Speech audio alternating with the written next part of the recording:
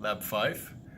Today we're gonna show you how to do exercise 1 on lab 5. All the other exercises should be straightforward after we show you how this works. So let's begin. We have our breadboard right here with all of our resistors and wires. We have our power supply over here, and then today we're actually gonna draw the setup. As I go, I'm gonna draw the diagram according to what I'm doing with the breadboard. So let's start over here. We have our 8 volts over here, power supply, and then what we want to do is we have a resistor here and a resistor here. So let's go to our breadboard. What we're gonna do is here again go to our positive or negative, set ourselves up here. This is going to be connected to the power supply later on. In fact, I can just connect it right now. Why not? There you go. And then this is just going to be a rough sketch right here. If I remember correctly, we have our 10 kilo ohms. We have our 3.9 kilo ohms. And then we have a common node over here. You will have to figure out what I naught is. And then we have another resistor here, another resistor here. We have 1 kilo ohm over here, and we have 1.8 kilo ohm over here. Bam. So this is the diagram, and as I go here on the breadboard, I'm also gonna draw a new diagram. Okay, so right now we're connected. So let's say we have our 8 volts again, and then we come out here, and then we have one right here. So then what we're gonna do is come from our positive over here to our wire setup of our choosing over here, and to make it easy, we are going to make it resemble the actual diagram. We have our 10K over here. We're going to put it in here. There you go. Okay, so what does it look like on the diagram, right? So we have a resistor there. Okay, that's one resistor right there. And then we have our 3.9 right over here. This one we're just gonna put over here to make things easier and to use the space that we have available. And then, of course, we're going to connect our 2 resistors over here. So what does it look like in the diagram again? We have our wire over here, our resistor. That's it so far, nothing else. Okay. So I will set this up in so we are going to be able to measure this later on too.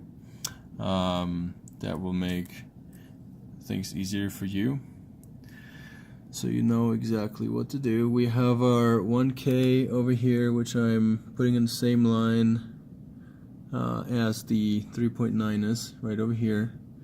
Then we have another row over here, and I'm going to go ahead and connect our 1.8 over here also already.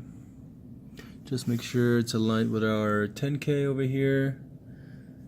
And then these don't necessarily need to align because we are going to connect them anyways, however they are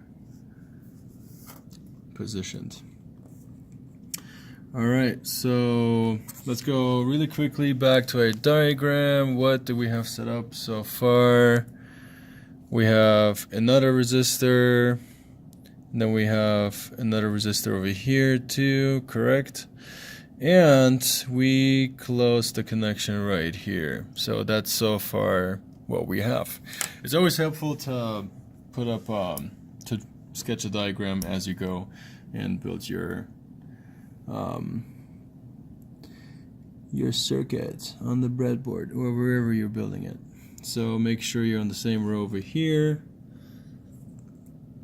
And then, as we can see, we're slightly off over here, but that really doesn't matter. We're just gonna go in the same row over here as we are. Oops, we just got out the row here. So here we see this wire here is in the same row as here. This wire here is the same row as these resistors too. So how does that look like in our diagram right now? We have two loose wires. This is supposed to be a close connection here, but we want to measure it, correct? So we have one wire coming here, one wire coming here, and this one is open. So here, actually, we're going to put our multimeter. Okay. And you should be familiar how to do that by now. So, and then we're just going to come back over here and close our circuit. There you go. How does it look like on our diagram over here?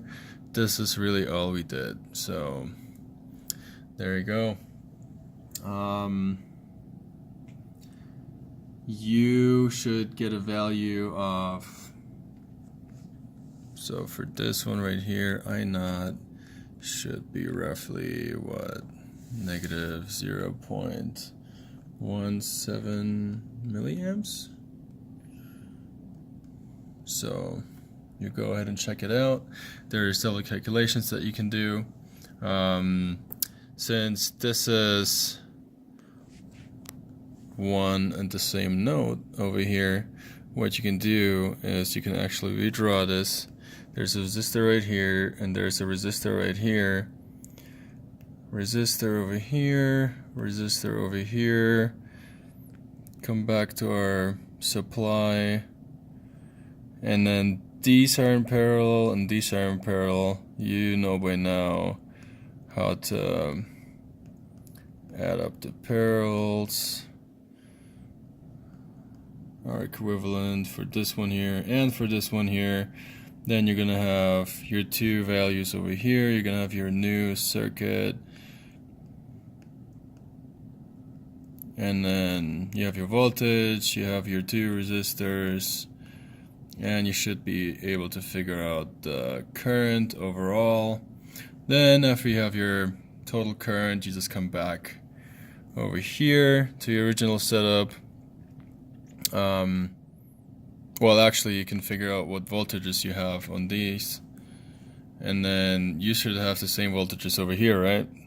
This and this should be the same voltage, and yeah, since you have the voltages and the resistance of those two, or these two, or four, you should be able to figure out easily what the current is, and then in the end should be able to figure out I naught using Kirchhoff's law.